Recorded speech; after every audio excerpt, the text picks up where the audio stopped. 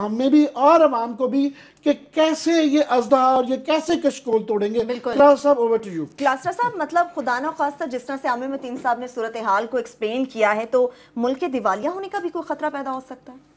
یہ تو خیر کبھی نہیں مانیں گے جو ہمارے یہاں ماسٹرز بیٹھے ہیں پولیٹیکل ماسٹرز.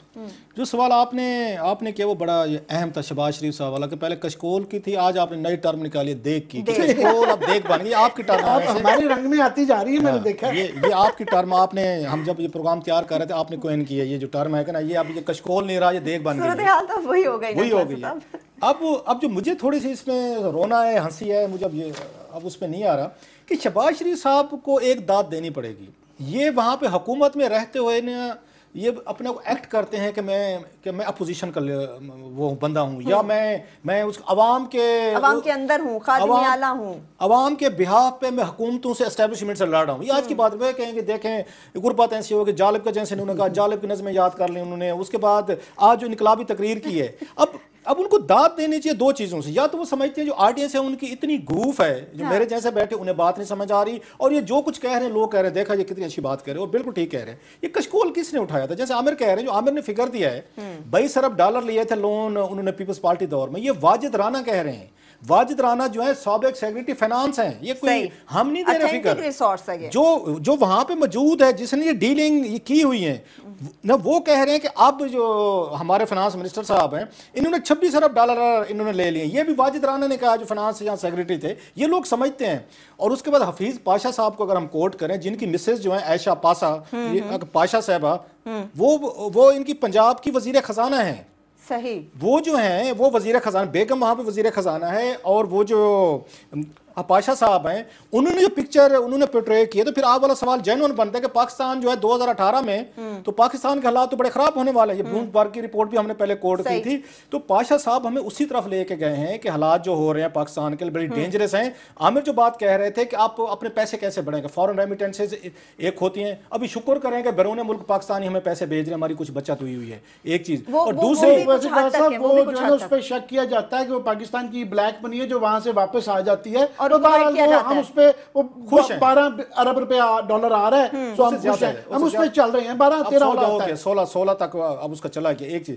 اب وہ یہ کہہ رہے ہیں, یہ سارے اکونومسٹ ہیں, وہ یہ کہہ رہے ہیں کہ جناب آپ نے اگر پاکستان نے بچنا ہے ان سے ڈیفالٹ سے, تو آپ کے لیے ضروری ہے کہ آپ اپنے ایکسپورٹ کو جو ابھی 22 ارب ڈالر اس کو 36 ارب ڈالر تک لے کے جائیں.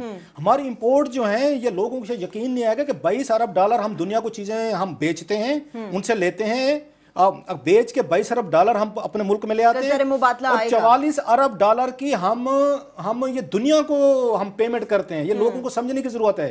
22 ارب ڈالر ہم کماتے ہیں اور 44 ارب ڈالر ہم خرچ کر رہے ہیں امپورٹ پہ. ذرا گیپ دیکھیں, یعنی کمائی کم ہے اور اخراجات ہمارے بے حد. اچھا بڑھ رہے ہیں. پھر وہ ڈالرز کہاں سے آئیں گے؟ ریمیٹنسز پورے کریں گے, ایکسپورٹ آپ کی پورا کرے گی, یا آپ کی ڈائریکٹ انویسٹمنٹ آئے گی. تو ڈائریکٹ انویسٹمنٹ کے بارے میں پڑھ رہا تھا جو اس میں وہ لکھتے ہیں, اس کو کیسر بنگالی صاحب بھی میرا خیال کہہ رہے تھے. اس نے کہا جی کہ یہ جو آپ کی ڈائریکٹ انویسٹمنٹ آ رہی ہے یہ تو فوڈ چینز میں آ رہی ہے.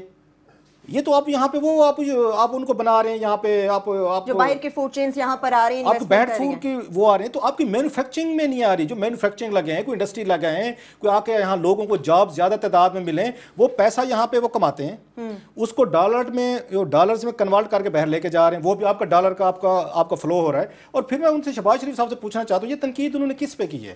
کیونکہ سارا لون جو ہے قرضہ ہے وہ تو اسحاق ڈار صاحب لے رہے ہیں, یا آج کل اپنے شہباز شریف صاحب لے رہے ہیں. یہ جو اورنج ٹرین ہے وہ پہلے کہتے تھے چائنا کا پروجیکٹس ہیں, وہ کہتے اب اس کو چھوڑ دیں. سب سے مین چیز کا ہم حوالہ دے سکتے ہیں وہ تو اورنج ٹرین ہے. اورنج ٹرین 1.6 بلین ڈالر کا یہ چائنیز لون ہے. اب اس پہ 60 ارب جو آپ کو روپیز جو ہے وہ تقریباً جو ہے وہ جا کے آپ کو سود دینا پڑے گا. وہ کہہ رہے ہیں کہ جناب کہ یہ جو کشکول ہے یہ بہت بڑی بیماری ہو بھئی. تو یہ کشکول کس نے اٹھایا ہوا ہے؟ یا اسحاق ڈار صاحب نے اٹھایا ہوا ہے یا آپ نے اٹھایا ہوا ہے, اور قوم کو بتا بھی رہے ہیں کہ یہ کشکول تو آ کے توڑیں گے. نواز شریف صاحب کی مشہور زمانہ تقریر ہے, اے تیر لہوتی, وہ تیر لہوتی کا پتہ یہ چلا, تیر لہوتی نے تو آگے ریکارڈ توڑ دیے ہیں اس کے قرضہ لینے کے. اقتدار میں آنے سے پہلے تو بڑی بات تھی عامر متین صاحب کے کشکول سے پہلے. بالکل آپ کا کامنٹ جاننا چاہیں گے کہ کتنی یہ الارمنگ سچویشن ہے. اور آج 23 مارچ کا دن ہے, امپورٹنٹ دن ہے, اس لیے یہ اس کو رپیٹ کرنا, ری انفورس کرنا بڑا ضروری ہے کہ یہ ہماری ایگزسٹینشلسٹ تھریٹ ہے, ہمیں ہماری وجود کو خطرہ ہے, بقا کو خطرہ ہے. وہ اس لیے کہ ایک ہم نے کہا فارن ریمیٹنسز وہ یا پیداوار آپ بڑھاتے ہیں, آپ کی پیداوار کیسے بڑھے گی؟ آپ کے یہ قرضے تب اتریں گے among other things کہ آپ کی پیداوار بڑھے. اس دفعہ 33% ہماری جو کاٹن کی بیلز ہیں وہ کم ہیں, اور ہمارا یاد رہے کہ 50% جو ایکسپورٹس ہیں وہ ٹیکسٹائل ریلیٹڈ ہیں. اس کا اوورال امپیکٹ $6 بلین $6 ارب کا ہے, اور یہ ہمارے یہاں خبر بھی نہیں ہے, اس کا کوئی ذکر نہیں کر رہا. ایک لاسٹ فگر شیئر کر دوں, کتنی الارمنگ ہے کہ ہماری ڈیٹ ٹو ریونیو, آپ کے قرضے اور جو آپ کی آمدنی ہے اس کی ایک ریشیو ہوتی ہے, وہ فگر بڑا امپورٹنٹ ہوتا ہے. ہمارا دنیا کے وہ کم ترین خطرناک ترین ملک ہیں کہ 752% تک چلا گیا ہے, اور یہ اس فیصد جب ہو جاتا ہے تو لوگ کہتے ہیں کہ ملکوں کی بقا کو خطرہ ہو جاتا ہے.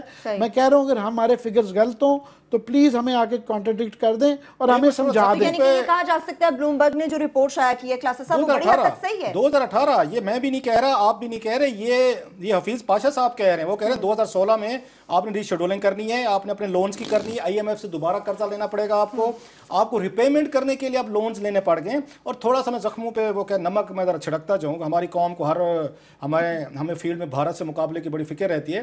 ہمارے فارن جو ریزروز ہیں جو لون لے کے قرضے لے کے دنیا جہاں سے وہ $20 ارب ہیں.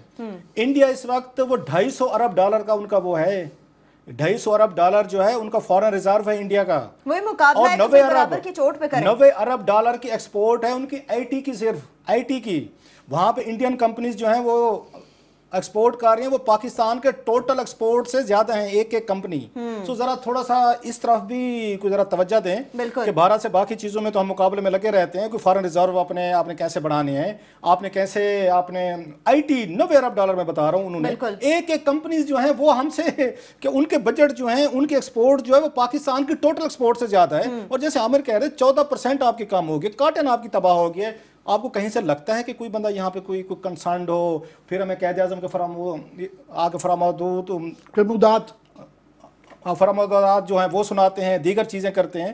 سو میرا خیال ہے آپ قائد اعظم کو, جالب کو یا دیگر لیڈروں کو کوٹ کرنے سے پہلے نا تھوڑا سا گربان میں جھانکیں کہ آپ اس ملک کے لیے کیا کر رہے ہیں اور ملک کو کس طرف لے کے جا رہے ہیں. پیداوار کی جب بات ہو رہی ہے, آپ نے بھی پیداوار کی بات کی ہے, اس ملک میں پیداوار کیسے آگے بڑھے گی؟ صنعتیں تو ہماری پہلے سے موجود جو ہیں وہ بند ہو رہی ہیں, نہ بجلی صحیح طور پر فراہم کی جا رہی ہے اور گیس کی کمی